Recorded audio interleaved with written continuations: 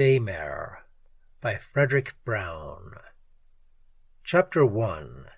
Five-Way Corpse.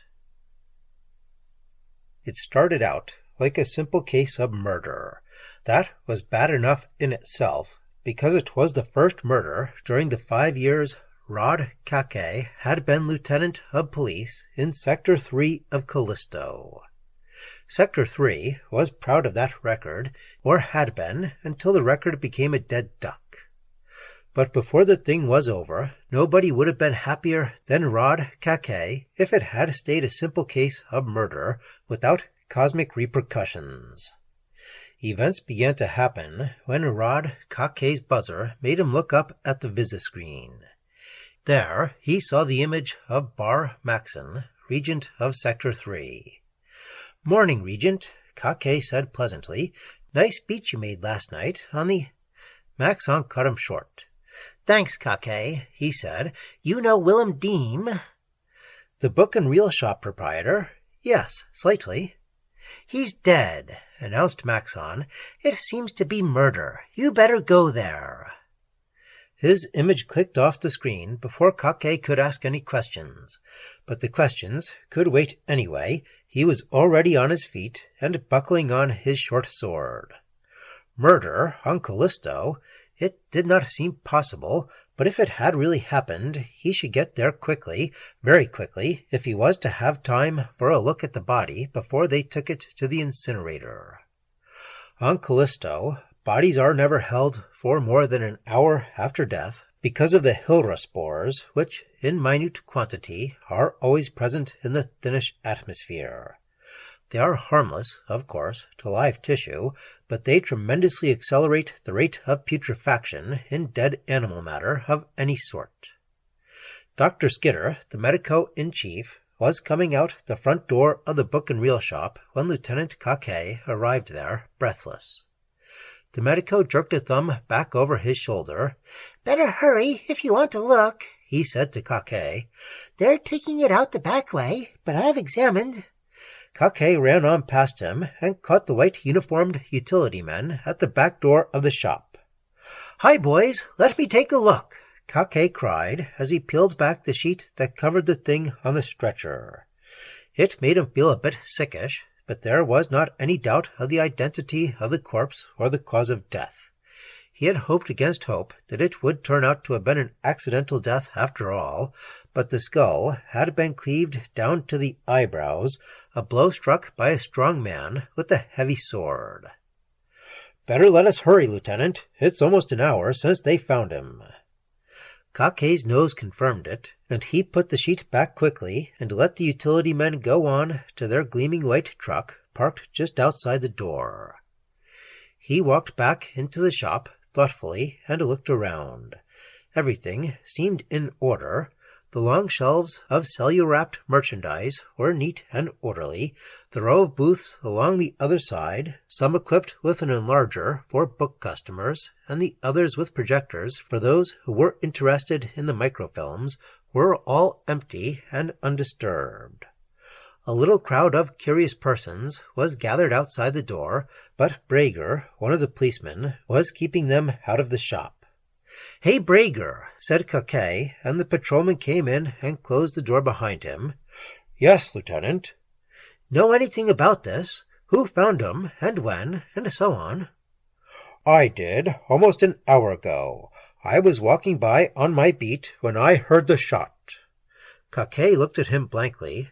"The shot?" he repeated. "Yeah, I ran in, and there he was dead, and nobody around. I knew nobody had come out the front way, so I ran to the back, and there wasn't anybody in sight from the back door, so I came back and put in the call." "To whom? Why didn't you call me direct, Brager?" "Sorry, Lieutenant, but I was excited, and I pushed the wrong button and got the Regent. I told him somebody had shot Deem, and he said stay on guard, and he'd call the medico and the utility boys and you." In that order? Caquer wondered, apparently because Caquer had been the last one to get there. But he brushed that aside for the more important question, the matter of Brager having heard a shot. That did not make sense, unless— No, that was too absurd, too. If Willem Deem had been shot, the medico would not have split his skull as part of the autopsy. "What do you mean by a shot, Brager?" Caquer asked. "An old-fashioned explosive weapon?" "Yeah," said Brager. "Didn't you see the body? A hole right over the heart. A bullet hole, I guess. I never saw one before. I didn't know there was a gun on Callisto. They were outlawed even before the blasters were." Caquer nodded slowly. You didn't see evidence of any other, wound?" he persisted. "Earth, no. Why would there be any other wound?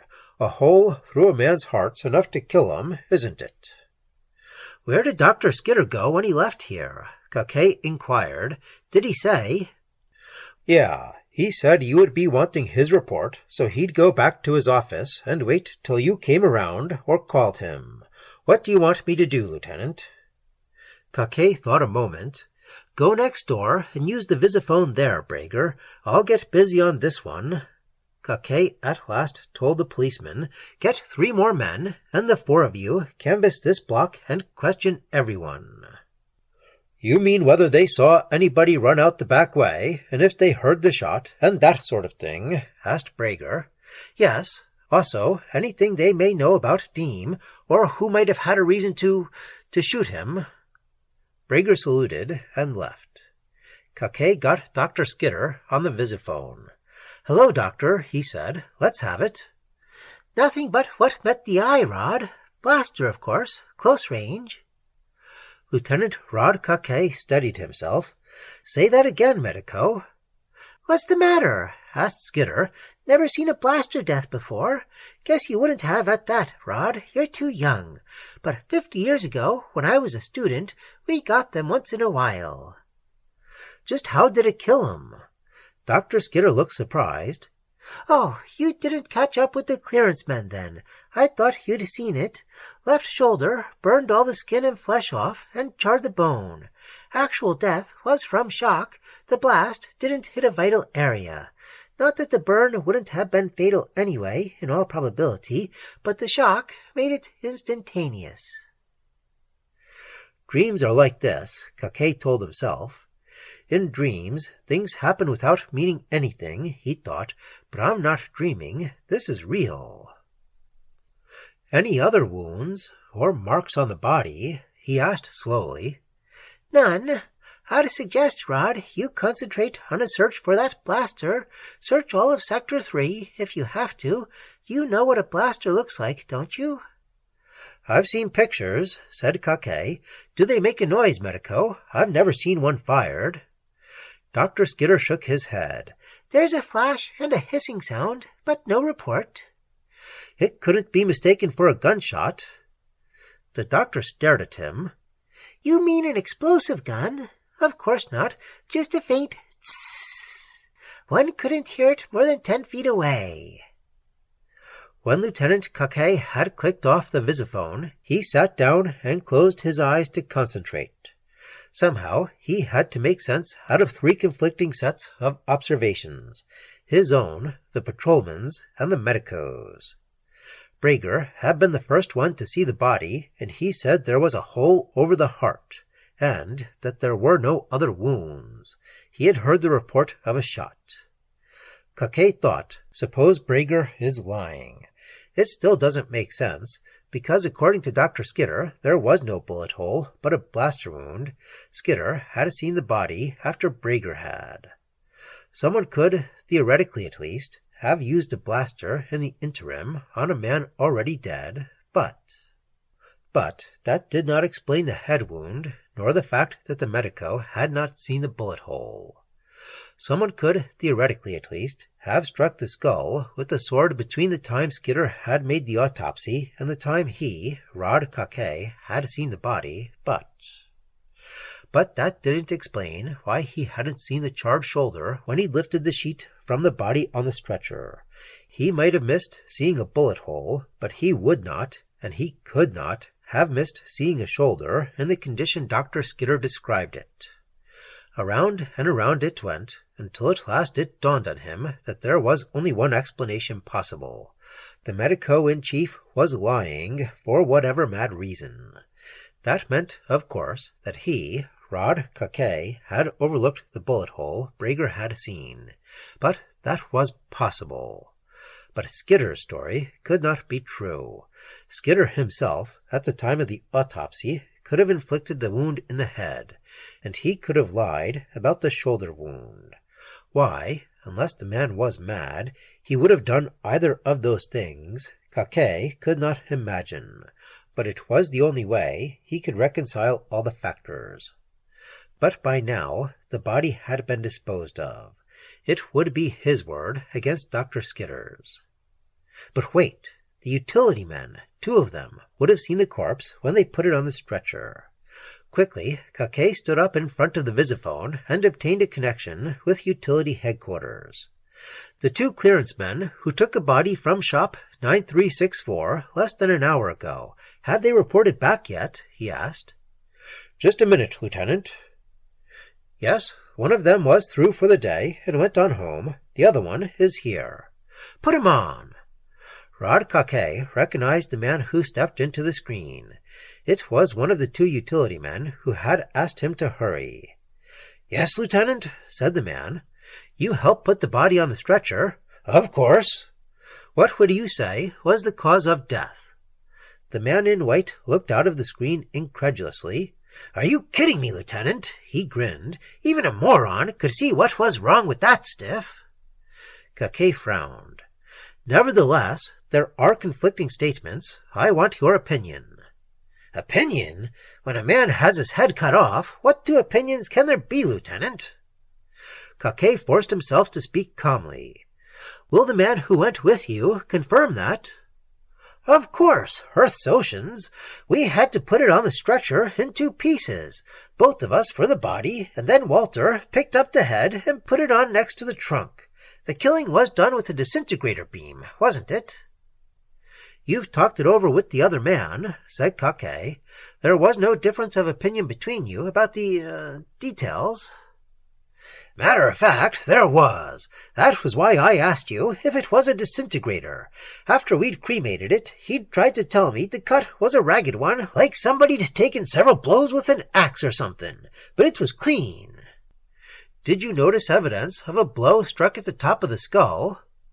No. Say, Lieutenant, you aren't looking so well. Is anything the matter with you? Chapter 2. Terror by Night. That was the setup that confronted Rod Caquer, and one cannot blame him for beginning to wish it had been a simple case of murder. A few hours ago it had seemed bad enough to have Callisto's no-murder record broken, but from there it got worse. He did not know it then, but it was going to get still worse, and that would be only the start. It was 8 in the evening now, and Caquer was still at his office with the copy of Form 812 in front of him on the duraplast surface of his desk. There were questions on that form, apparently simple questions. Name of deceased, Willem Deem. Occupation, proprietor of book and reel shop. Residence, apartment 8250, Sector 3, Callisto. Place of business, shop 9364, Sector 3, Callisto. Time of death, approximately 3 p.m., Callisto Standard Time. Cause of death. Yes, the first 5 questions had been a breeze, but the 6th. He had been staring at that question an hour now. A Callisto hour, not so long as an Earth one, but long enough when you're staring at a question like that. But confound it, he would have to put something down. Instead, he reached for the visiphone button, and a moment later, Jane Gordon was looking at him out of the screen. And Rod Caquer looked back, because she was something to look at. Hello, Icicle, he said. Afraid I'm not going to be able to get there this evening. Forgive me. Of course, Rod. What's wrong? The Deem business. He nodded gloomily. Desk work. Lots of forms and reports I got to get out for the sector coordinator. Oh, how was he killed, Rod?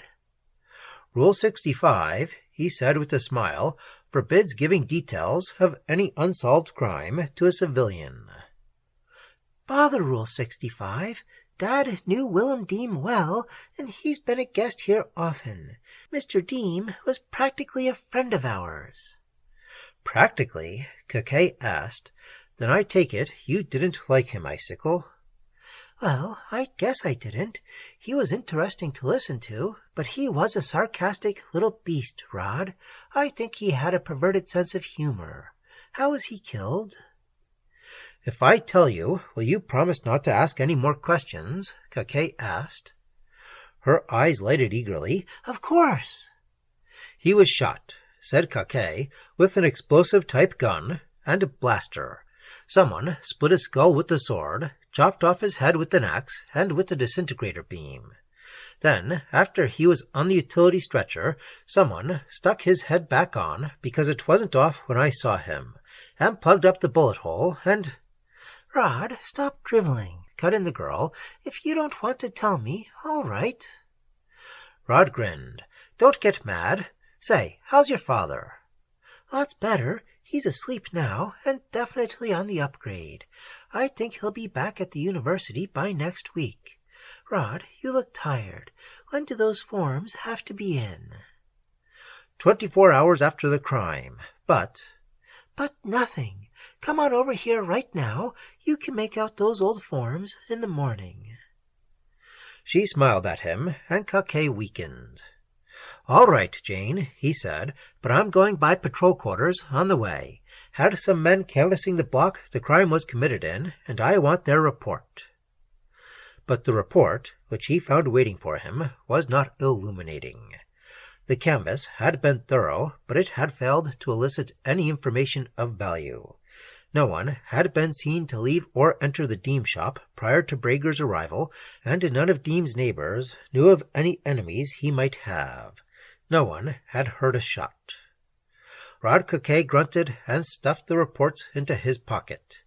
He wondered, as he walked to the Gordon home, where the investigation went from there. How did a detective go about solving such a crime? True, when he was a college kid back on Earth a few years ago, he had read detective stories. The detective usually trapped someone by discovering a discrepancy in his statements, generally in a rather dramatic manner, too. There was Wilder Williams, the greatest of all the fictional detectives, who could look at a man and deduce his whole life history from the cut of his clothes and the shape of his hands. But Wilder Williams had never run across a victim who had been killed in as many ways as there were witnesses. He spent a pleasant but futile evening with Jane Gordon, again asked her to marry him, and again was refused. But he was used to that. She was a bit cooler this evening than usual, probably because she resented his unwillingness to talk about Willem Deem. And home to bed. From the window of his apartment, after the light was out, he could see the monstrous ball of Jupiter hanging low in the sky, the green-black midnight sky. He lay in bed and stared at it until it seemed that he could still see it after he had closed his eyes. Willem Deem deceased. What was he going to do about Willem Deem? Around and around, until at last one orderly thought emerged from chaos. Tomorrow morning he would talk to the medico. Without mentioning the sword wound in the head, he would ask Skitter about the bullet hole Brager claimed to have seen over the heart. If Skitter still said the blaster burn was the only wound, he would summon Brager and let him argue with the medico. And then, well, he would worry about what to do when he got there. He would never get to sleep this way. He thought about Jane and went to sleep. After a while, he dreamed. Or was it a dream? If so, then he dreamed that he was lying there in bed, almost but not quite awake, and that there were whispers coming from all corners of the room, whispers out of the darkness. For big Jupiter had moved on across the sky now. The window was a dim, scarcely discernible outline, and the rest of the room in utter darkness. Whispers. Kill them. You hate them. You hate them. You hate them. Kill, kill, kill. Sector 2 gets all the gravy, and Sector 3 does all the work. They exploit our Corla plantations. They are evil. Kill them. Take over. You hate them. You hate them. You hate them. Sector 2 is made up of weaklings and usurers. They have the taint of Martian blood. Spill it. Spill Martian blood. Sector 3 should rule Callisto. 3, the mystic number. We are destined to rule Callisto. You hate them. You hate them. Kill, kill, kill. Martian blood of usurious villains. You hate them. You hate them. You hate them. Whispers. Now, now, now. Kill them. Kill them. 190 miles across the flat plains. Get there in an hour in monocars. Surprise attack. Now, now, now. And Rod Caquer was getting out of bed, fumbling hastily and blindly into his clothing without turning on the light, because this was a dream, and dreams were in darkness. His sword was in the scabbard at his belt, and he took it out and felt the edge, and the edge was sharp and ready to spill the blood of the enemy he was going to kill. Now it was going to swing in arcs of red death, his unblooded sword, the anachronistic sword that was his badge of office, of authority. He had never drawn the sword in anger, a stubby symbol of a sword, scarce 18 inches long. Enough, though, enough to reach the heart, 4 inches to the heart. The whispers continued. You hate them, you hate them, you hate them. Spill the evil blood, kill, spill, kill, spill. Now, now, now, now. Unsheathed sword in clenched fist, he was stealing silently out the door, down the stairway, past the other apartment doors. And some of the doors were opening too. He was not alone, there in the darkness. Other figures moved beside him in the dark. He stole out of the door and into the night-cool darkness of the street that should have been brightly lighted. That was another proof that this was a dream. Those street lights were never off after dark. From dusk till dawn, they were never off. But Jupiter, over there on the horizon, gave enough light to see by, like a round dragon in the heavens, and the red spot like an evil, malignant eye. Whispers breathed in the night, whispers from all around him. Kill, kill, kill. You hate them, you hate them, you hate them. The whispers did not come from the shadowy figures about him. They pressed forward silently, as he did. Whispers came from the night itself, whispers that now began to change tone. Wait, not tonight, not tonight, not tonight, they said. Go back, go back, go back. Back to your homes, back to your beds, back to your sleep. And the figures about him were standing there, fully as irresolute as he had now become. And then, almost simultaneously, they began to obey the whispers. They turned back and returned the way they had come, and as silently. Rod Caquer awoke with a mild headache and a hungover feeling. The sun, tiny but brilliant, was already well up in the sky.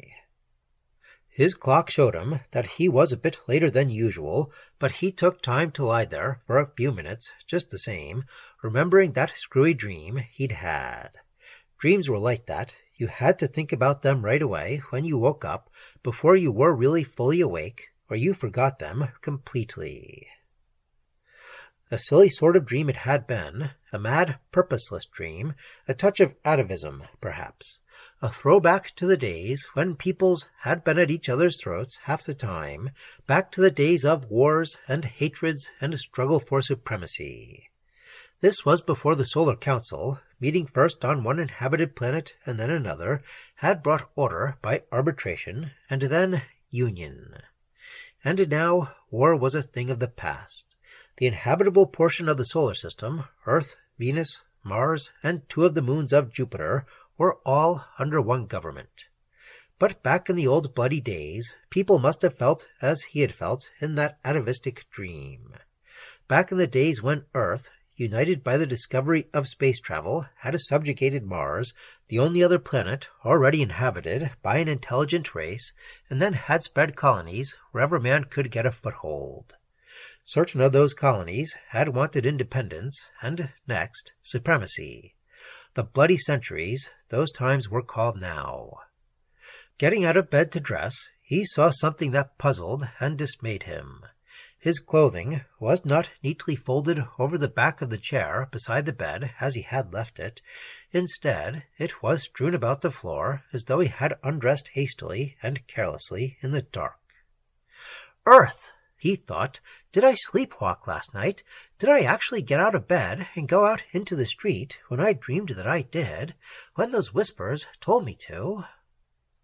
No," he then told himself, "I've never walked in my sleep before, and I didn't then. I must simply have been careless when I undressed last night. I was thinking about the Deem case. I don't actually remember hanging my clothes on that chair." So he donned his uniform quickly and hurried down to the office. In the light of morning, it was easy to fill out those forms. In the cause of death blank, he wrote, "Medical examiner reports that shock from a blaster wound caused death." That let him out from under. He had not said that was the cause of death, merely that the medico said it was. Chapter 3. Blackdex. He rang for a messenger and gave him the reports with instructions to rush them to the mailship that would be leaving shortly. Then he called Bar Maxon. "Reporting on the Deems matter, Regent," he said. "Sorry, but we just haven't got anywhere on it yet. Nobody was seen leaving the shop. All the neighbors have been questioned. Today I am going to talk to all his friends." Regent Maxon shook his head. "Use all jets, Lieutenant," he said. "The case must be cracked. A murder in this day and age is bad enough, but an unsolved one is unthinkable. It would encourage further crime." Lieutenant Caquer nodded gloomily. He had thought of that too. There were the social implications of murder to be worried about, and there was his job as well. A lieutenant of police who let anyone get away with murder in his district was through for life. After the Regent's image had clicked off the visiphone screen, Caquer took the list of Deem's friends from the drawer of his desk and began to study it, mainly with an eye to deciding the sequence of his calls. He penciled the figure 1 opposite the name of Perry Peters for 2 reasons. Peter's place was only a few doors away, for one thing, and for another, he knew Perry better than anyone on the list, except possibly Professor Jan Gordon. And he would make that call last, because later there would be a better chance of finding the ailing professor awake, and a better chance of finding his daughter Jane at home. Perry Peters was glad to see Caquer, and guessed immediately the purpose of the call. "Hello, Shylock." "Huh?" said Reed. "Shylock, the great detective, confronted with the mystery for the first time in his career as a policeman. Or have you solved it, Rod?" "You mean Sherlock, you dope. Sherlock Holmes. No, I haven't solved it, if you want to know. Look, Perry, tell me all you know about Deem. You knew him pretty well, didn't you?" Perry Peters rubbed his chin reflectively and sat down on the workbench. He was so tall and lanky that he could sit down on it instead of having to jump up. "Willem was a funny little runt," he said. "Most people didn't like him because he was sarcastic and he had crazy notions on politics. Me, I'm not sure whether he wasn't half right half the time, and anyway, he played a swell game of chess." "Was that his only hobby?" "No, he liked to make things. Gadgets, mostly. Some of them were good, too, although he did it for fun and never tried to patent or capitalize anything." "You mean inventions, Perry? Your own line?" "Well, not so much inventions as gadgets, Rod. Little things, most of them, and he was better on fine workmanship than on original ideas. And, as I said, it was just a hobby with him." "Ever help you with any of your own inventions?" asked Caquer. Sure, occasionally. Again, not so much on the idea end of it as by helping me make difficult parts. Perry Peters waved his hand in a gesture that included the shop around him. My tools here are all for rough work, comparatively, nothing under thousandths. But Willem had a little lathe that's a honey, cuts anything, and accurate to a 50,000th. What enemies did he have, Perry? None that I know of, honestly, Rod. A lot of people disliked him, but just an ordinary mild kind of dislike. You know what I mean, the kind of dislike that makes them trade at another book and reel shop, but not the kind that makes them want to kill anybody. And who, as far as you know, might benefit by his death? Nobody to speak of, said Peters thoughtfully. I think his heir is a nephew on Venus. I met him once, and he was a likable guy, but the estate won't be anything to get excited about. A few thousand credits is all I'd guess it to be. Here's a list of his friends, Perry. Caquer handed Peters a paper. Look it over, will you, and see if you can make any additions to it, or any suggestions. The lanky inventor studied the list, and then passed it back. That includes them all, I guess, he told Caquer. Couple on there I didn't know he knew well enough to rate listing, and you have his best customers down, too, the ones that bought heavily from him. Lieutenant Caquer put the list back in his pocket. What are you working on now? He asked Peters. Something I'm stuck on, I'm afraid, the inventor said. I needed Deem's help, or at least the use of his lathe, to go ahead with this. He picked up from the bench a pair of the most peculiar-looking goggles Rod Caquer had ever seen. The lenses were shaped like arcs of circles instead of full circles, and they fastened in a band of resilient plastic, obviously designed to fit close to the face, above and below the lenses. At the top center, where it would be against the forehead of the goggles wearer, was a small cylindrical box, 1.5 inches in diameter. What on earth are they for? Caquer asked. For use in radite mines. The emanations from that stuff, while it's in the raw state, destroy immediately any transparent substance yet made or discovered, even quartz. And it isn't good on naked eyes, either. The miners have to work blindfolded, as it were, and by their sense of touch. Rod Caquer looked at the goggles curiously. But how is the funny shape of these lenses going to keep the emanations from hurting them, Perry? He asked. That part up on top is a tiny motor. It operates a couple of specially treated wipers across the lenses, for all the world like an old-fashioned windshield wiper, and that's why the lenses are shaped like the wiper arm arcs. Oh, said Caquer, you mean the wipers are absorbent and hold some kind of liquid that protects the glass? Yes, except that it's quartz instead of glass, and it's protected only a minute fraction of a second. Those wipers go like the devil, so fast you can't see 'em when you're wearing the goggles. The arms are half as big as the arcs, and the wearer can see out of only a fraction of the lens at a time. But he can see, dimly, and that's 1,000% improvement in radite mining. Fine, Perry, said Caquer, and they can get around the dimness by having ultra-brilliant lighting. Have you tried these out? Yes, and they work. Trouble's in the rods. Friction heats them, and they expand and jam after it's run a minute or thereabouts. I have to turn them down on Deem's lathe, or one like it. Think you could arrange for me to use it, just for a day or so? I don't see why not, Caquer told him. I'll talk to whomever the regent appoints executor and fix it up. And later you can probably buy the lathe from his heirs. Or does the nephew go in for such things? Perry Peters shook his head. Nope, he wouldn't know a lathe from a drill press. Be swell of you, Rod, if you can arrange for me to use it. Caquer had turned to go, but Perry Peters stopped him. Wait a minute, Peter said, and then paused and looked uncomfortable. I guess I was holding out on you, Rod, the inventor said at last. I do know one thing about Willem that might possibly have something to do with his death, although I don't see how myself. I wouldn't tell it on him, except that he's dead, and so it won't get him in trouble. What was it, Perry? Illicit political books. He had a little business on the side, selling them, books on the index. You know just what I mean. Caquer whistled softly. I didn't know they were made anymore, after the council put such a heavy penalty on them. People are still human, Rod. They still want to know the things they shouldn't know, just to find out why they shouldn't, if for no other reason. Greydex or Blackdex books, Perry? Now the inventor looked puzzled. I don't get it. What's the difference? Books on the official index, Caquer explained, are divided into two groups. The really dangerous ones are in the Blackdex. There's a severe penalty for owning one, and a death penalty for writing or printing one. The mildly dangerous ones are in the Greydex, as they call it.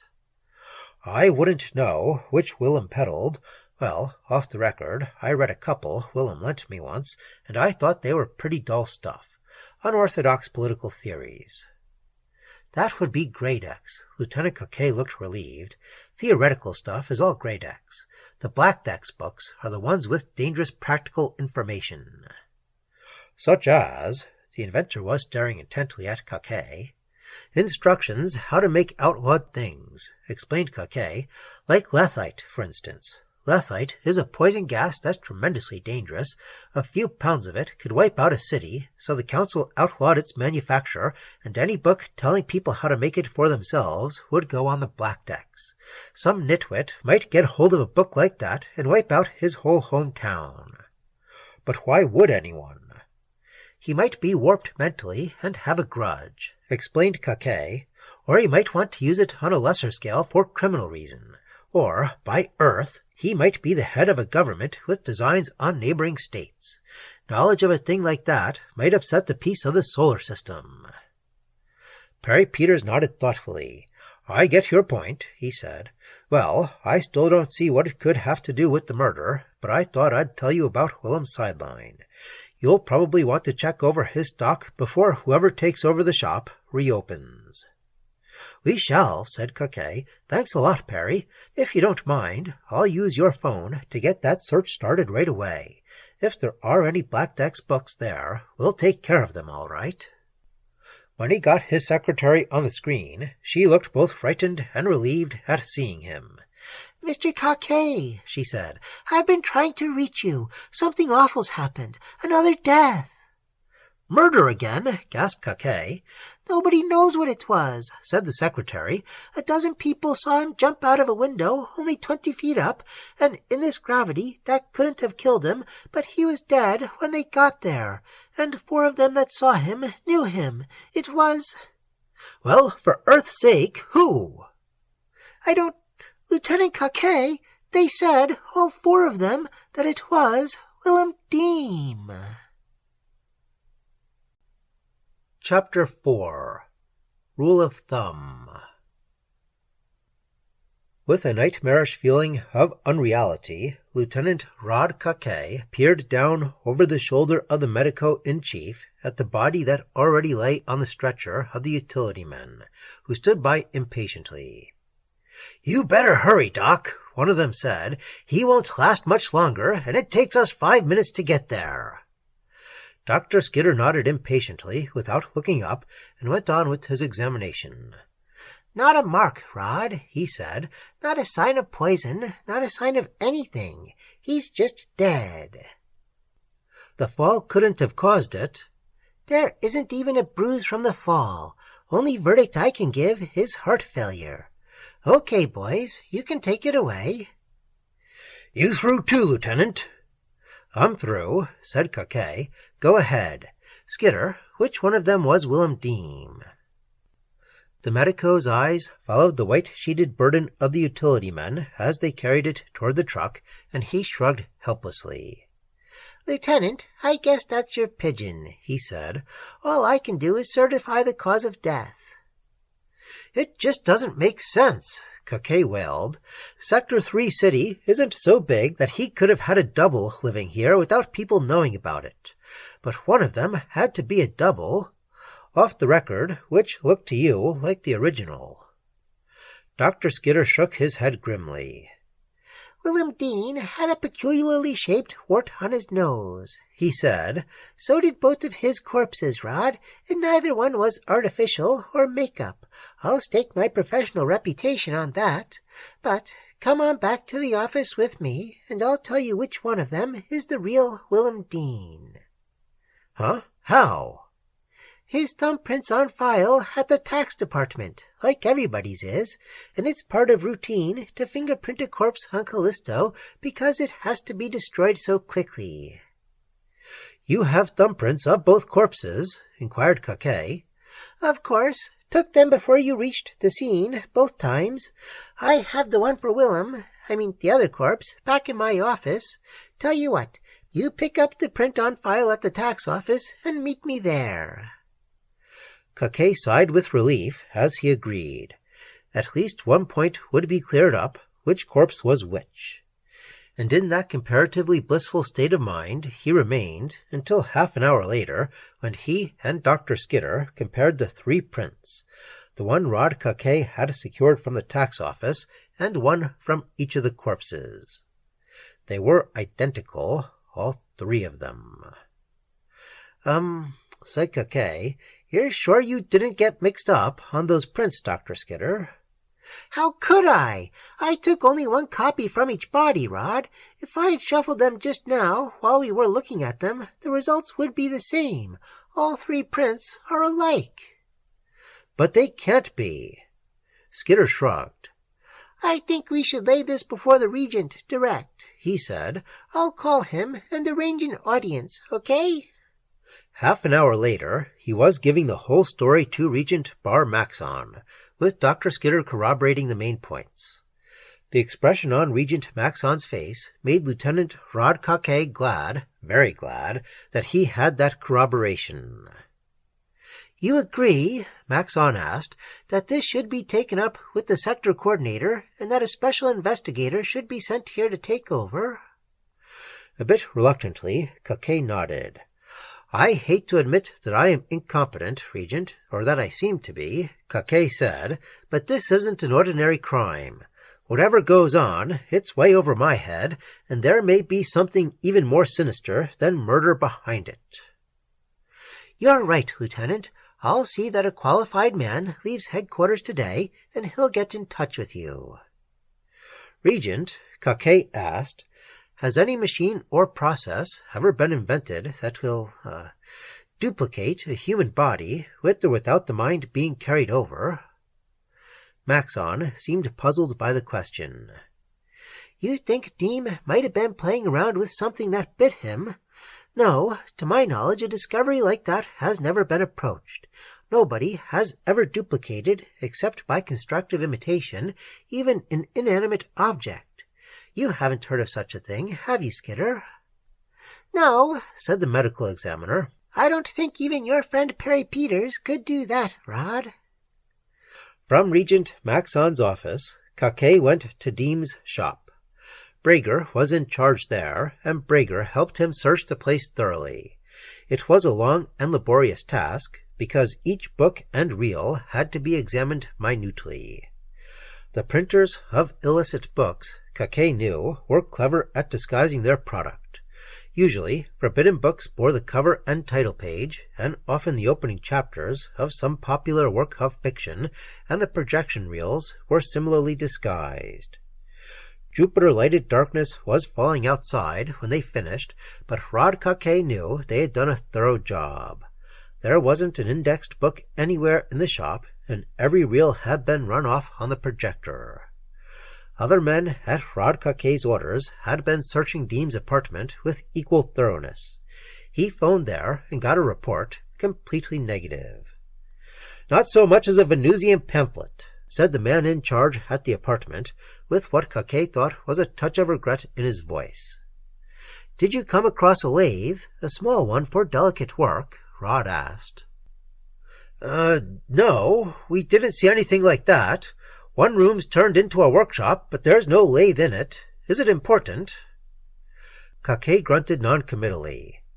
What was one more mystery, and a minor one at that, to a case like this?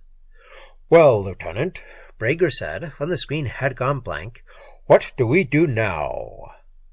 Caquer sighed. "You can go off duty, Brager," he said, "but first arrange to leave men on guard here and at the apartment. I'll stay until whoever you send comes to relieve me."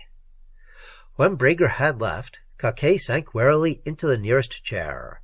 He felt terrible physically, and his mind just did not seem to be working. He let his eyes run again around the orderly shelves of the shop, and their orderliness oppressed him. If there was only a clue of some sort, Wilder Williams had never had a case like this in which the only leads were two identical corpses, one of which had been killed 5 different ways, and the other did not have a mark or sign of violence. What a mess! And where did he go from here? Well, he still had the list of people he was going to interview, and there was time to see at least one of them this evening. Should he look up Perry Peters again and see what, if anything, the lanky inventor could make of the disappearance of the lathe, perhaps he might be able to suggest what had happened to it. But then again, what could a lathe have to do with a mess like this? One cannot turn out a duplicate corpse on a lathe. Or should he look up Professor Gordon? He decided to do just that. He called the Gordon apartment on the visiphone, and Jane appeared in the screen. "How's your father, Jane?" asked Caquer. "Will he be able to talk to me for a while this evening?"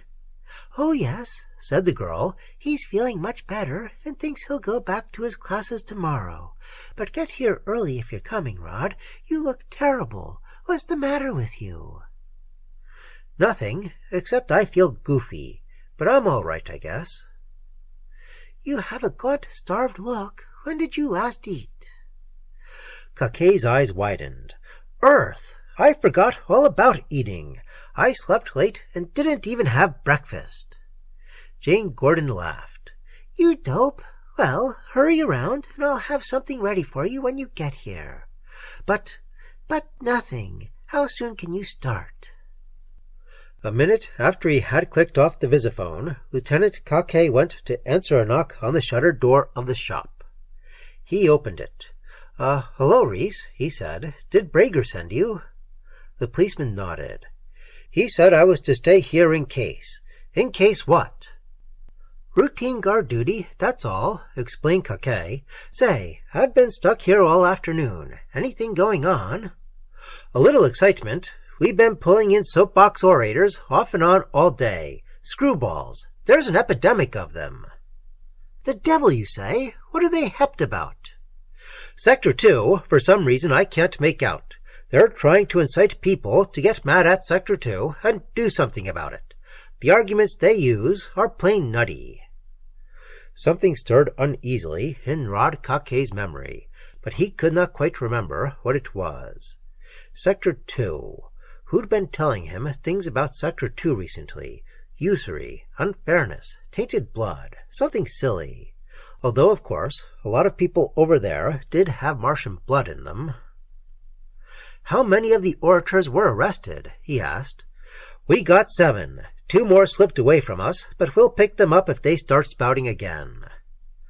Lieutenant Caquer walked slowly, thoughtfully, to the Gordon apartment, trying his level best to remember where, recently, he had heard anti-Sector 2 propaganda.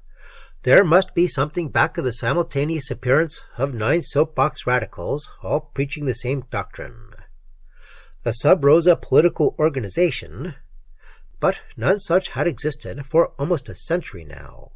Under a perfectly democratic government, component part of a stable system-wide organization of planets, there was no need for such activity. Of course, an occasional crackpot was dissatisfied, but a group in that state of mind struck him as fantastic. It sounded as crazy as the Willem Dean case. That did not make sense either. Things happened meaninglessly, as in a dream. Dream. What was he trying to remember about a dream? Hadn't he had an odd sort of dream last night? What was it?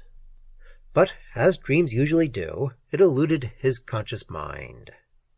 Anyway, tomorrow he would question, or help question, those radicals who were under arrest.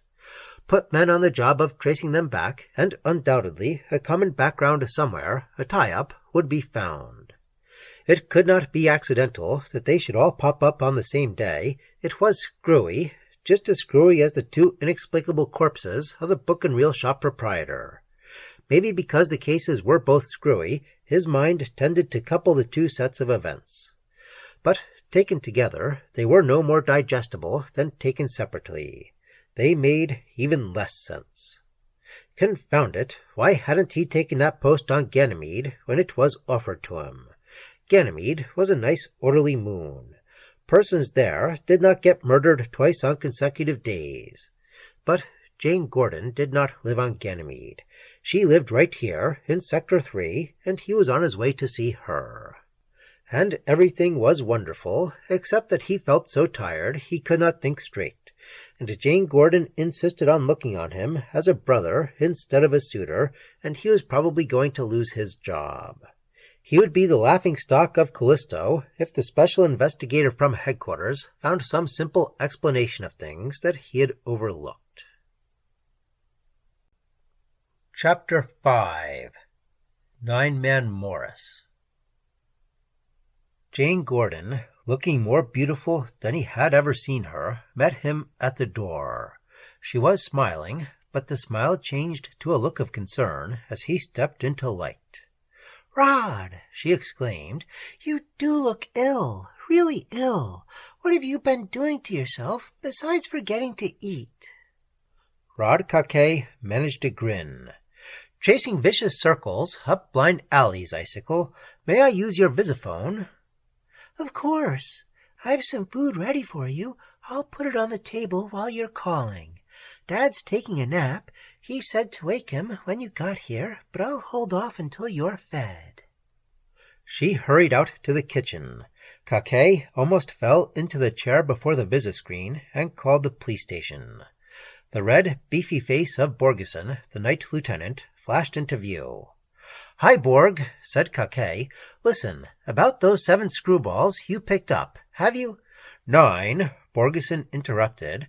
"We got the other 2, and I wish we hadn't. We're going nuts down here." "You mean the other 2 tried it again?" "No, suffering asteroids. They came in and gave themselves up, and we can't kick them out because there's a charge against them. But they're confessing all over the place, and do you know what they're confessing?" "I'll bite," said Caquer. "That you hired them and offered 100 credits apiece to them." "Huh?" Borgeson laughed, a little wildly. "The 2 that came in voluntarily said that, and the other 7... Mars, why did I ever become a policeman? I had a chance to study for firemen on a spacer once, and I ended up doing this." "Look, maybe I better come around and see if they make that accusation to my face." "They probably would, but it doesn't mean anything, Rod. They say you hired them this afternoon, and you were at Deems with Brager all afternoon. Rod, this moon is going nuts, and so am I. Walter Johnson has disappeared. Hasn't been seen since this morning." "What? The Regent's confidential secretary? You're kidding me, Borg." "Wish I was. You ought to be glad you're off duty. Maxon's been raising 7 brands of thunder for us to find his secretary for him. He doesn't like the Deem business either. Seems to blame us for it. Thinks it's bad enough for the department to let a man get killed once. Say, which was Deem, Rod? Got any idea?" Caquer grinned weakly. "Let's call them Deem and Redeem till we find out," he suggested. "I think they were both Deem." "But how could one man be 2? "How could one man be killed 5 ways?" countered Caquer. "Tell me that, and I'll tell you the answer to yours." "Nuts," said Borgeson, and followed it with the masterpiece of understatement. "There's something funny about that case." Caquer was laughing so hard that there were tears in his eyes when Jane Gordon came to tell him food was ready. She frowned at him, but there was concern behind the frown. Caquer followed her meekly and discovered he was ravenous. When he'd put himself outside enough food for 3 ordinary meals, he felt almost human again. His headache was still there, but it was something that throbbed dimly in the distance. Frail Professor Gordon was waiting in the living room when they went there from the kitchen. "Rod, you look like something the cat dragged in," he said. "Sit down before you fall down." Caquer grinned. Overeating did it. Jane's a cook in a million. He sank into a chair facing Gordon. Jane Gordon had sat on the arm of her father's chair, and Caquer's eyes feasted on her.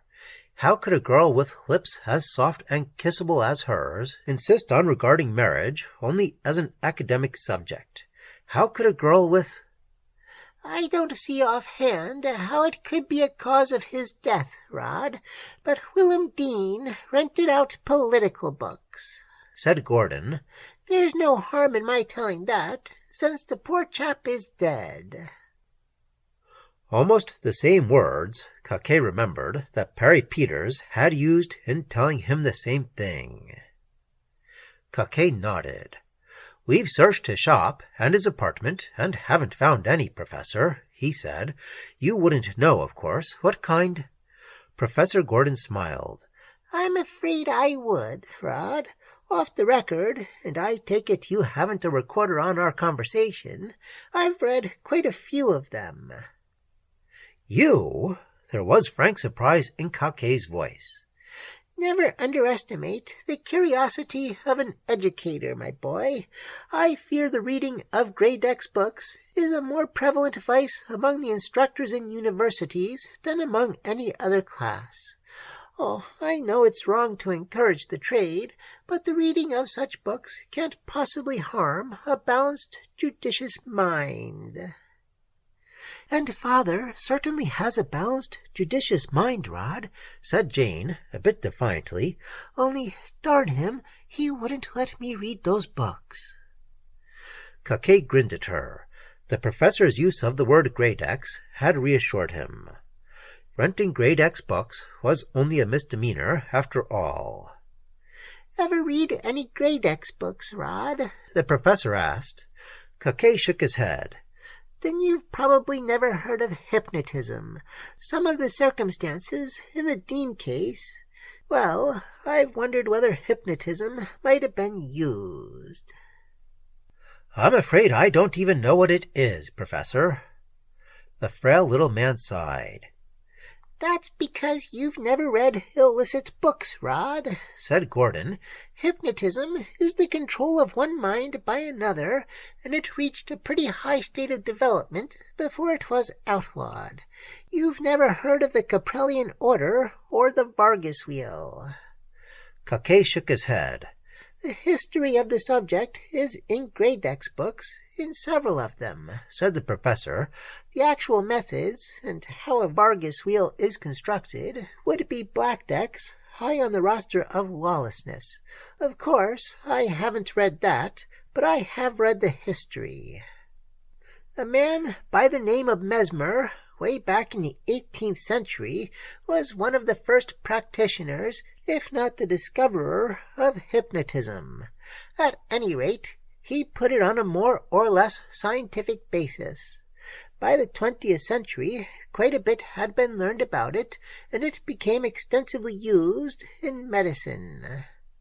100 years later, doctors were treating almost as many patients through hypnotism as through drugs and surgery. True, there were cases of its misuse, but they were relatively few. But another 100 years brought a big change. Mesmerism had developed too far for the public safety. Any criminal or selfish politician who had a smattering of the art could operate with impunity. He could fool all of the people, all of the time, and get away with it. "You mean he could really make people think anything he wanted them to?" Caquer asked. "Not only that, he could make them do anything he wanted. With the use of television, one speaker could visibly and directly talk to millions of people." "But couldn't the government have regulated the art?" Professor Gordon smiled thinly. "How? when legislators are human too, and as subject to hypnotism as the people under them.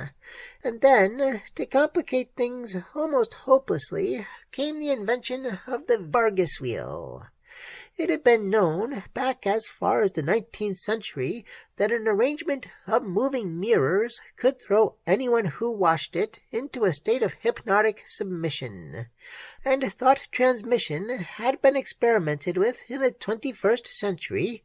It was in the following one that Vargas combined and perfected the two into the Vargas wheel, a sort of helmet affair, really, with a revolving wheel of specially constructed tricky mirrors on top of it. "How did it work, Professor?" asked Caquer. The wearer of a Vargas wheel helmet had immediate and automatic control over anyone who saw him, directly or in a television screen, said Gordon. The mirrors in the small turning wheel produced instantaneous hypnosis, and the helmet, somehow, brought thoughts of its wearer to bear through the wheel and impressed upon his subjects any thoughts he wished to transmit. In fact, the helmet itself, or the wheel, could be set to produce certain fixed illusions without the necessity of the operator speaking, or even concentrating on those points, or the control could be direct from his mind. "Ouch," said Caquer. "A thing like that would... I can certainly see why instructions in making a Vargas wheel would be Blackdexed. Suffering asteroids! A man with one of those could do almost anything, including killing a man, and make the manner of his death appear 5 different ways to 5 different observers." Caquer whistled softly. "And including playing 9-man Morris with soapbox radicals. Or they wouldn't even have to be radicals, but just ordinary orthodox citizens." 9 men? Jane Gordon demanded. "What's this about 9 men, Rod? I hadn't heard about it." But Rod was already standing up. "Haven't time to explain, Icicle," he said. "Tell you tomorrow, but I must get down to... Wait a minute, Professor. Is that all you know about the Vargas wheel business?" "Absolutely all, my boy. It just occurred to me as a possibility. There were only 5 or 6 of them ever made, and finally the government got hold of them and destroyed them one by one. It cost millions of lives to do it.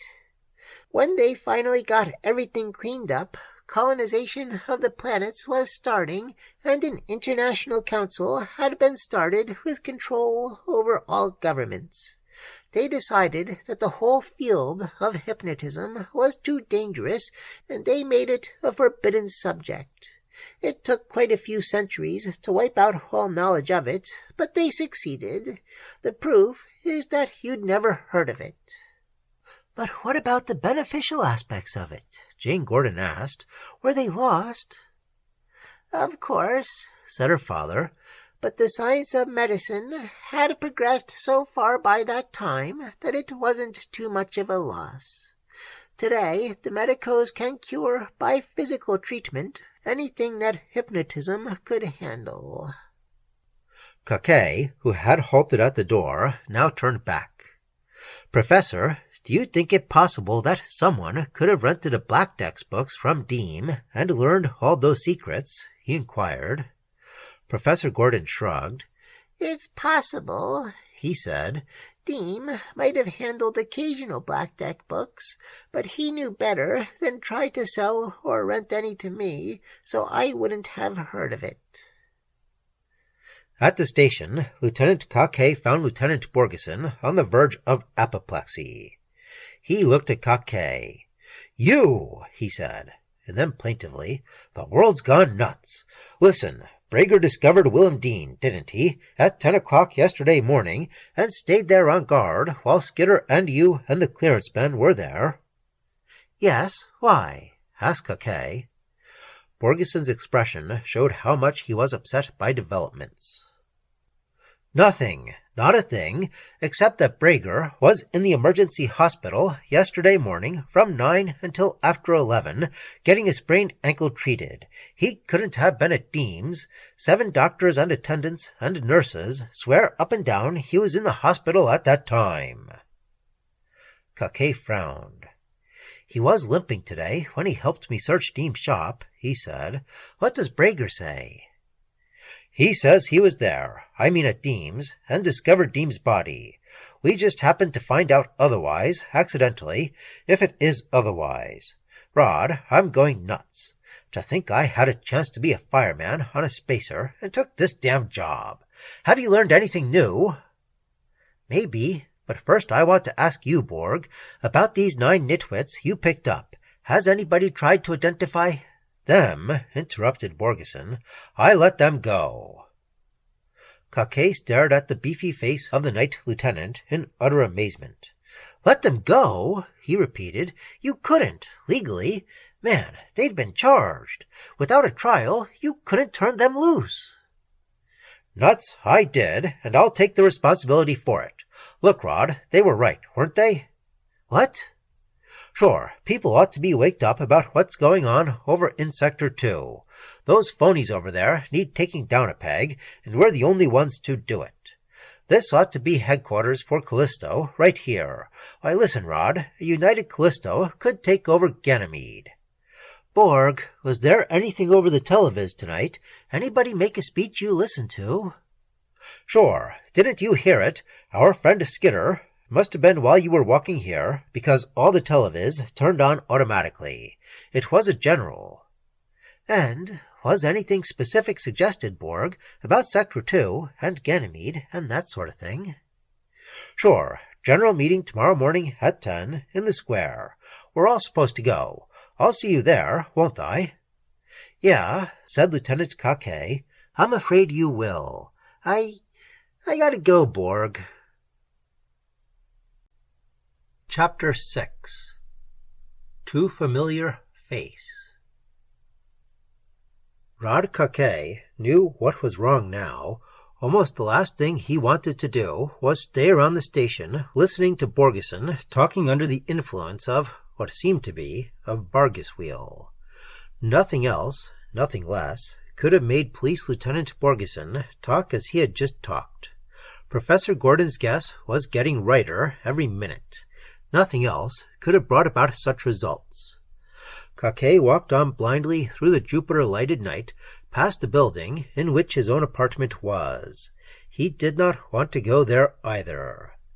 The streets of Sector 3 City seemed crowded for so late an hour of the evening. Late. He glanced at his watch and whistled softly. It was not evening any more. It was 2 o'clock in the morning, and normally the streets would have been utterly deserted. But they were not tonight. People wandered about, alone or in small groups that walked together in uncanny silence. Shuffle of feet, but not even the whisper of a voice. Not even... whispers. Something about those streets and the people on them made Rod Caquer remember now his dream of the night before. Only now he knew that it had not been a dream, nor had it been sleepwalking in the ordinary sense of the word. He had dressed, he had stolen out of the building, and the streetlights had been out too, and that meant that employees of the service department had neglected their posts. They, like others, had been wandering with the crowds, listening to last night's whispers. And what had those whispers said? He could remember part of it. Kill, kill, kill. You hate them. A shiver ran down Rod Caquer's spine as he realized the significance of the fact that last night's dream had been a reality. This was something that dwarfed into insignificance the murder of a petty book and reel shop owner. This was something which was gripping a city, something that could upset a world, something that could lead to unbelievable terror and carnage on a scale that hadn't been known since the 24th century. This, which had started as a simple murder case. Up ahead somewhere, Rod Caquer heard the voice of a man addressing a crowd. A frenzied voice, shrill with fanaticism. He hurried his steps to the corner and walked around it to find himself in the fringe of a crowd of people pressing around a man speaking from the top of a flight of steps. "And I tell you that tomorrow is the day. Now we have the regent himself with us, and it will be unnecessary to depose him. Men are working all night tonight preparing. After the meeting in the square tomorrow morning, we shall—" "Hey!" Rod Caquer yelled. The man stopped talking and turned to look at Rod, and the crowd turned slowly, almost as one man, to stare at him. "You're under—" Then Caquer saw that this was but a futile gesture. It was not the men surging toward him that convinced him of this. He was not afraid of violence. He would have welcomed it as a relief from uncanny terror, welcomed a chance to lay about him with the flat of his sword. But standing behind the speaker was a man in uniform, Brager.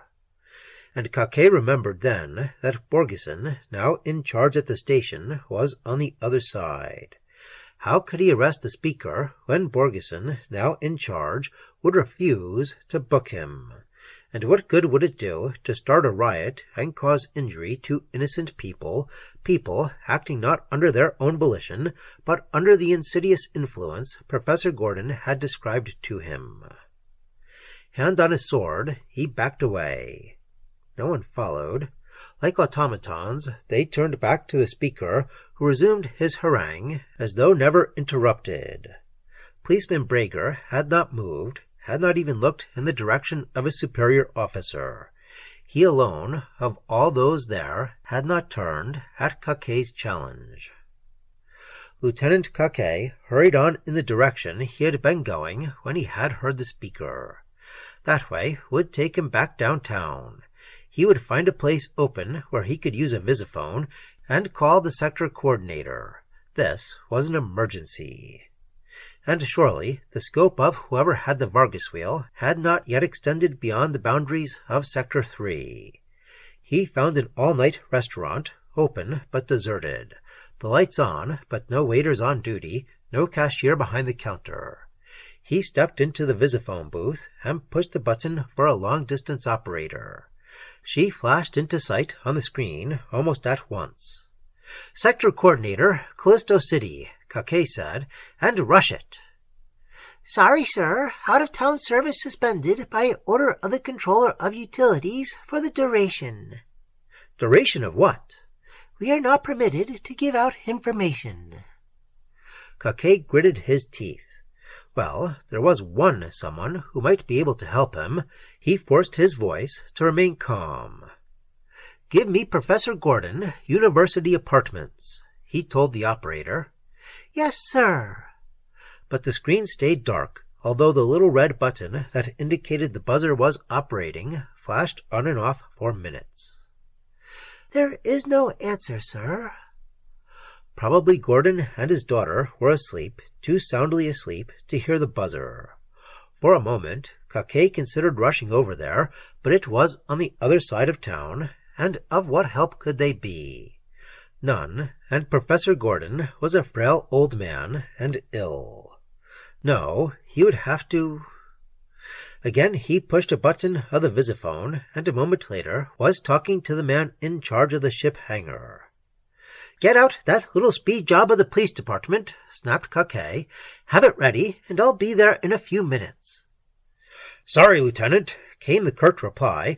"All outgoing power beams shut off by special order. Everything's grounded for the emergency." He might have known it, Caquer thought, but what about the special investigator coming from the coordinator's office?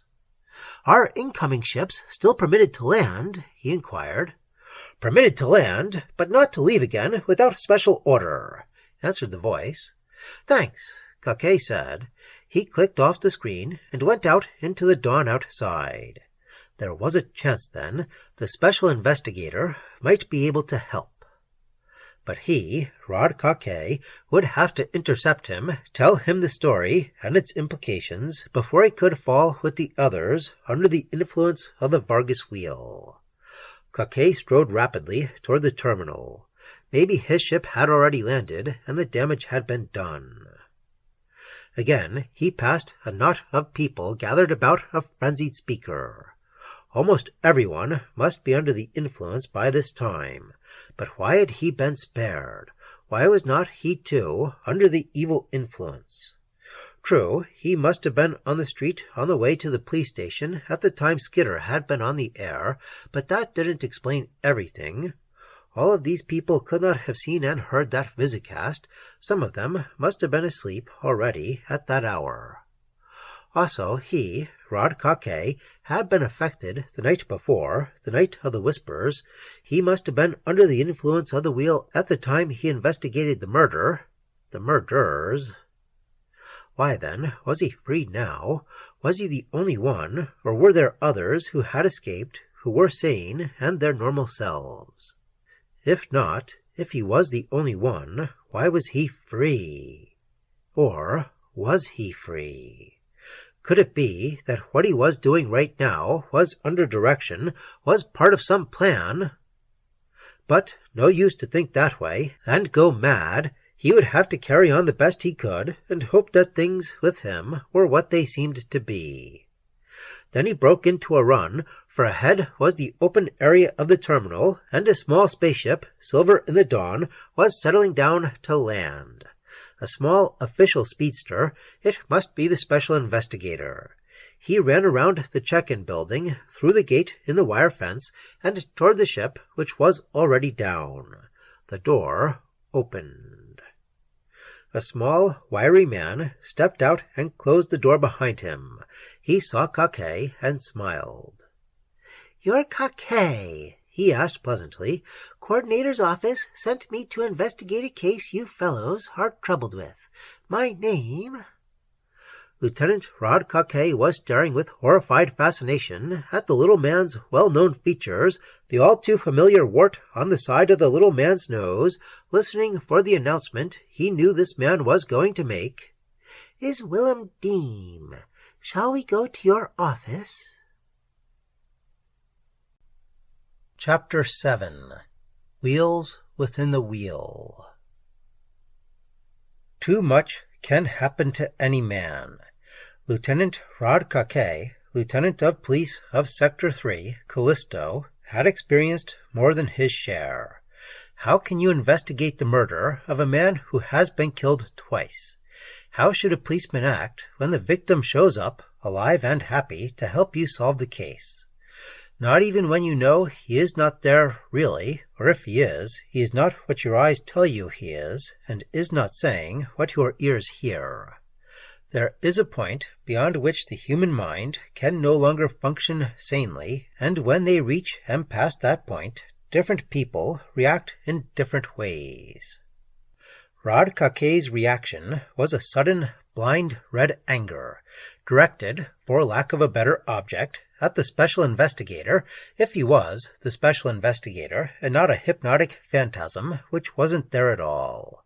Rod Caquer's fist lashed out, and it met a chin, which proved nothing, except that if the little man who'd just stepped out of the speedster was an illusion, he was an illusion of touch as well as of sight. Rod's fist exploded on his chin like a rocket blast, and the little man swayed and fell forward, still smiling because he had not had time to change the expression on his face. He fell face down and then rolled over, his eyes closed, but smiling gently up at the brightening sky. Shakily, Caquer bent down and put his hand against the front of the man's tunic. There was the thump of a beating heart, all right. For a moment, Caquer had feared he might have killed with that blow. And Caquer closed his eyes, deliberately, and felt the man's face with his hand, and it still felt like the face of Willem Deem looked, and the wart was there to the touch as well as to the sense of sight. Two men had run out of the check-in building and were coming across the field toward him. Rod caught the expression on their faces, and then thought of the little speedster only a few paces from him. He had to get out of Sector 3 to tell somebody what was happening before it was too late. If only they'd been lying about the outgoing power beam being shut off. He leaped across the body of the man he had struck and into the door of the speedster, jerked at the controls. But the ship did not respond, and no, they hadn't been lying about the power beam. No use staying here for a fight that could not possibly decide anything. He went out the door of the speedster, on the other side, away from the men coming toward him, and ran for the fence. It was electrically charged, that fence, not enough to kill a man, but plenty to hold him stuck to it until men with rubber gloves cut the wire and took him off. But if the power beam was off, probably the current in the fence was off too. It was too high to jump, so he took the chance. And the current was off. He scrambled over it safely, and his pursuer stopped and went back to take care of the fallen man beside the speedster. Caquer slowed down to a walk, but he kept on going. He didn't know where, but he had somehow to keep moving. After a while, he found that his steps were taking him toward the edge of town, on the northern side, toward Callisto City. He was in a small park near the north border when the significance and the futility of his direction came to him, and he found at the same time that his muscles were sore and tired, that he had a raging headache, that he could not keep on going unless he had a worthwhile and possible goal. He sank down on a park bench and, for a while, held his head in his hands. No answer came. After a while, he looked up and saw something that fascinated him. A child's pinwheel on a stick, stuck in the grass of the park, spinning in the wind, now fast, now slow, as the breeze varied. It was going in circles, like his mind was. How could a man's mind go other than in circles when he could not tell what was reality and what was illusion? Going in circles like a Vargas wheel. Circles. But there ought to be some way. A man with the Vargas wheel was not completely invincible, else how had the council finally succeeded in destroying the few that had been made? True, possessors of the wheels would have cancelled each other out to some extent, but there must have been a last wheel in someone's hands, owned by someone who wanted to control the destiny of the solar system. But they had stopped the wheel. It could be stopped then, but how? How, when one could not see it? Rather, when the sight of it put a man so completely under its control that he no longer, after the first glimpse, knew that it was there, because on sight it had captured his mind. He must stop the wheel. That was the only answer, but how? That pinwheel there could be the Vargas wheel, for all he could tell, set to create the illusion that it was a child's toy, or its possessor, wearing the helmet, might be standing on the path in front of him at this moment, watching him. The possessor of the wheel might be invisible because Caquer's mind was told not to see. But if the man was there, he'd be really there, and should Rod slash out with the sword, the menace would be ended, wouldn't it? Of course. But how to find a wheel that one could not see, because... And then, still staring at the pinwheel, Caquer saw a chance, something that might work, a slender chance. He looked quickly at his wristwatch and saw that it was 9:30, which was 1/2 hour before the demonstration in the square, and the wheel and its owner would be there, surely. His aching muscles forgotten, Lieutenant Rod Caquer started to run back toward the center of town. The streets were deserted. Everyone had gone to the square, of course. They had been told to come. He was winded after a few blocks and had to slow down to a rapid walk, but there would be time for him to get there before it was over, even if he missed the start. Yes, he could get there all right. And then, if his idea worked... It was almost 10 when he passed the building where his own office was situated and kept on going. He turned in a few doors beyond. The elevator operator was gone, but Caquer ran the elevator up, and a minute later he had used his picklock on a door and was in Perry Peters' laboratory. Peters was gone, of course, but the goggles were there, the special goggles with the trick windshield wiper effect that made them usable in radite mining. Rod Caquer slipped them over his eyes, put the motive power battery into his pocket, and touched the button on the side. They worked. He could see dimly as the wipers flashed back and forth, but a minute later they stopped. Of course, Peters had said that the shafts heated and expanded after a minute's operation. Well, that might not matter. A minute might be long enough, and the metal would have cooled by the time he reached the square. But he would have to be able to vary the speed. Among the litter of stuff on the workbench, he found a small rheostat and spliced it in one of the wires that ran from the battery to the goggles. That was the best he could do. No time to try it out. He slid the goggles up onto his forehead and ran out into the hall, took the elevator down to street level, and a moment later he was running toward the public square 2 blocks away. He reached the fringe of the crowd gathered in the square, looking up at the 2 balconies of the Regency building. On the lower one were several people he recognized. Dr. Skidder, Walter Johnson, even Lieutenant Borgeson was there. On the higher balcony, Regent Bar Maxon was alone and was speaking to the crowd below. His sonorous voice rolled out phrases extolling the might of empire. Only a little distance away in the crowd, Caquer caught sight of the gray hair of Professor Gordon and Jane Gordon's golden head beside it. He wondered if they were under the spell too.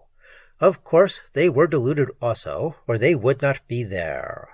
He realized it would be useless to speak to them, to tell them what he was trying to do. Lieutenant Caquer slid the goggles down over his eyes, blinded momentarily because the wiper arms were in the wrong position. But his fingers found the rheostat, set at 0, and began to move it slowly around the dial toward maximum. And then, as the wipers began their frantic dance and accelerated, he could see dimly. Through the arc-shaped lenses, he looked around him. On the lower balcony, he saw nothing unusual, but on the upper balcony, the figure of Regent Maxon suddenly blurred. There was a man standing there on the upper balcony wearing a strange-looking helmet with wires, and atop the helmet was a 3-inch wheel of mirrors and prisms.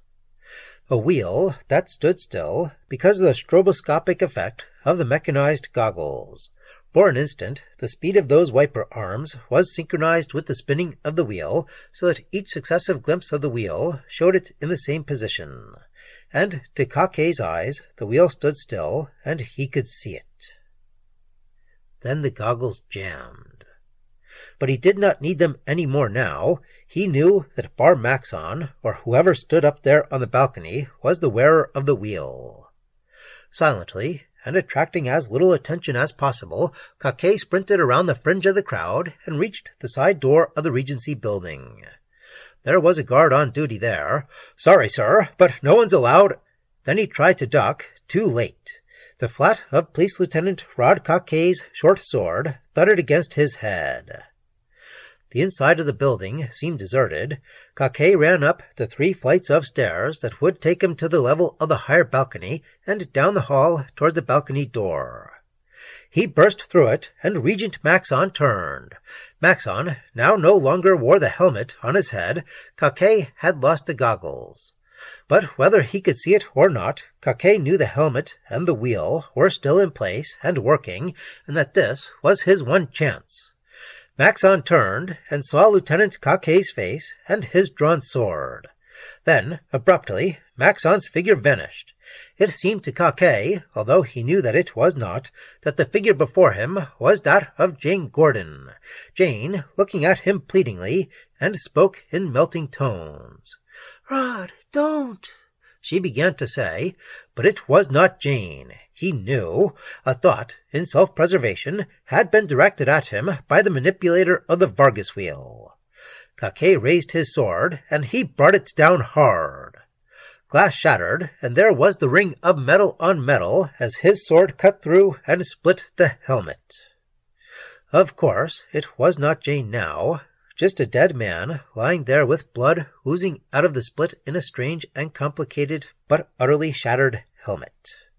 a helmet that could now be seen by everyone there and by Lieutenant Caquer himself. Just as everyone, including Caquer himself, could recognize the man who had worn it. He was a small, wiry man, and there was an unsightly wart on the side of his nose. Yes, it was Willem Deem, and this time Rod Caquer knew it was Willem Deem. "I thought," Jane Gordon said, "that you were going to leave for Callisto City without saying goodbye to us." Rod Caquer threw his hat in the general direction of a hook. "Oh, that," he said. "I'm not even sure I'm going to take the promotion to a job as police coordinator there. I have a week to decide, and I'll be around town at least that long. How have you been doing, Icicle?" "Fine, Rod. Sit down. Father will be home soon, and I know he has a lot of things to ask you. Why, we haven't seen you since the big mass meeting." Funny how dumb a smart man can be at times. But then again, he had proposed so often and been refused that it was not all his fault. He just looked at her. "Rod, all the story never came out in the newscasts," she said. "I know you'll have to tell it all over again for my father, but while we're waiting for him, won't you give me some information?"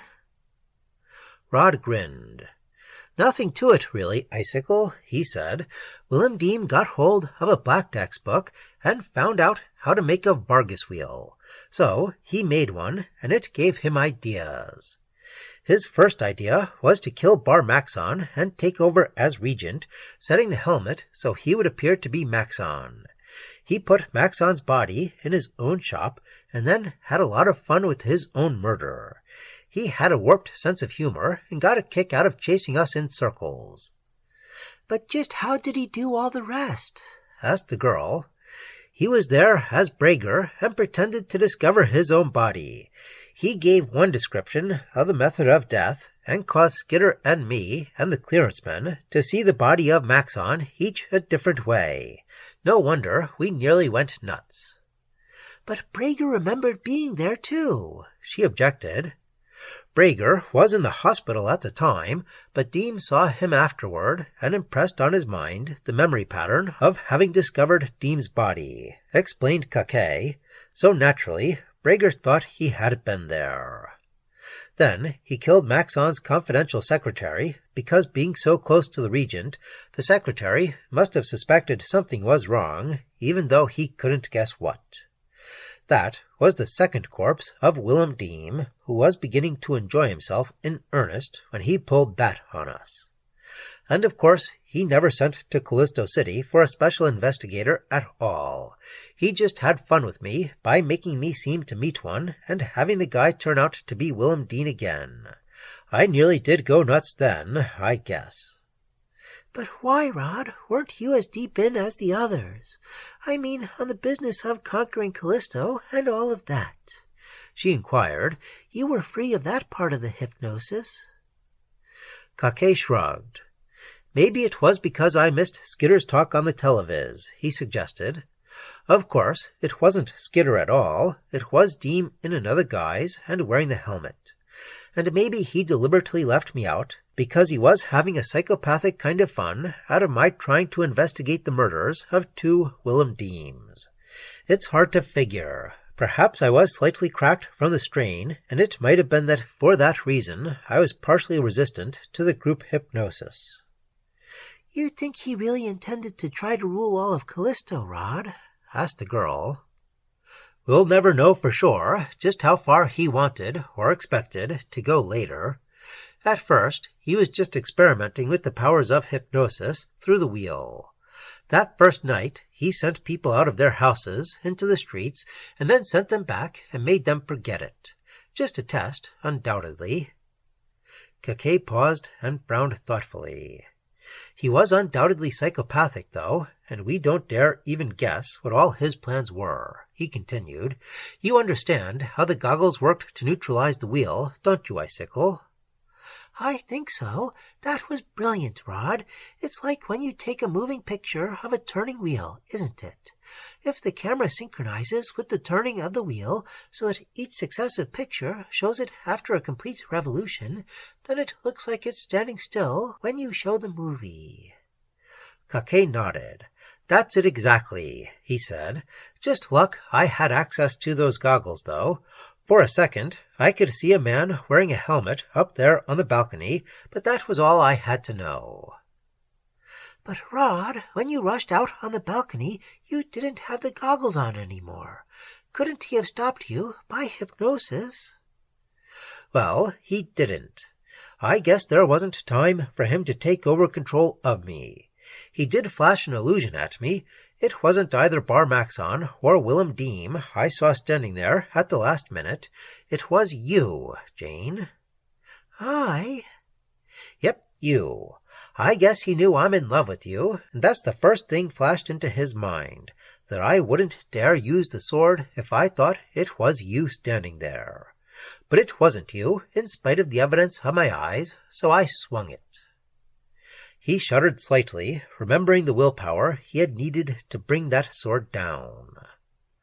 The worst of it was that I saw you standing there like I've always wanted to see you, with your arms out toward me and looking at me as though you loved me.